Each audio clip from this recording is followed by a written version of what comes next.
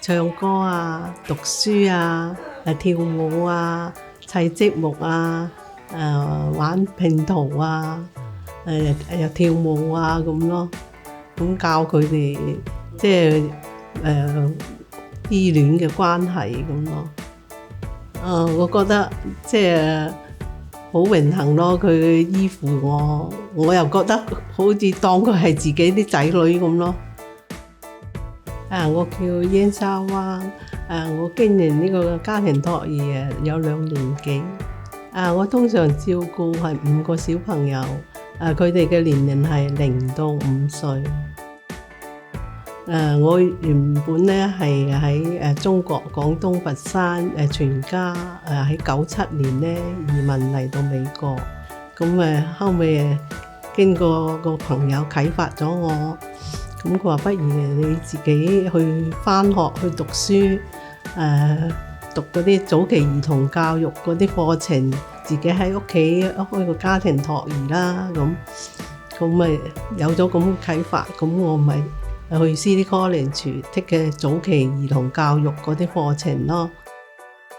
我照顧個小朋友嘅方法咧，係主要教佢哋學習嗰個社交情感嘅發展啦，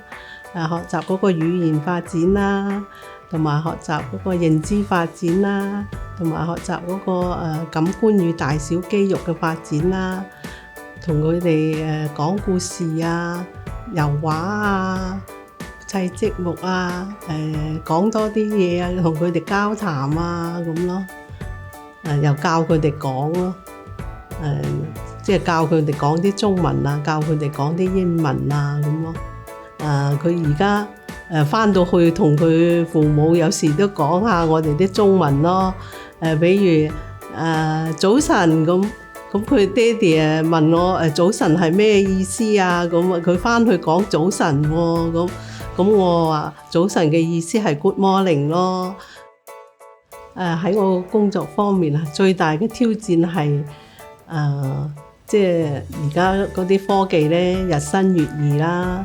例如咧即係喺提交小朋友嗰啲出勤表嗰時咧，以前係用紙張提交嘅，而家咧需要喺個手機同埋或者電腦嗰度喺個 K-Collect 嗰度提交啦。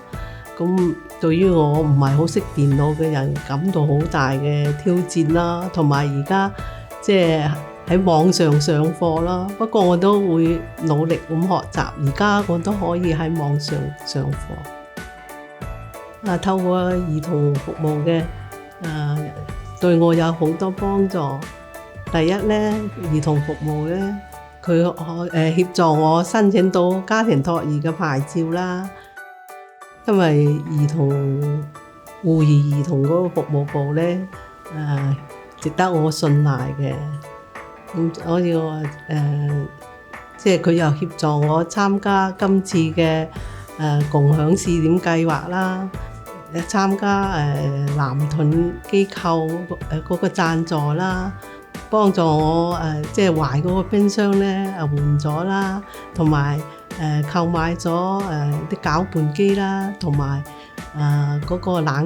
熱嘅飲水器啦，同埋好多煮食方面嘅設備，使我咧而家煮食方面咧輕鬆好多。我最中意嘅係即係能夠整到健康嘅食物俾啲小朋友咯，煮到等佢哋食得健康，比如肉啊、蔬菜啊、生果啊、奶類啊，同埋啲穀物啊咁咯，等佢哋食得均勻啲，食得健康啲咁咯。我而家咧又加入咗 ELS 啦，咁咪收到啲3個 ELS 嘅小朋友。同埋有2個係私費嘅，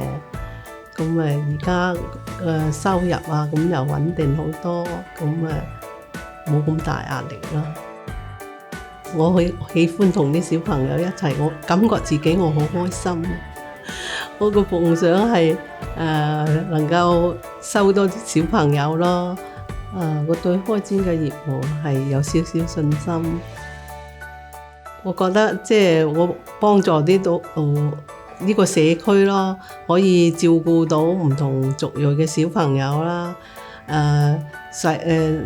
使佢哋啲父母咧可以安心去做工啦。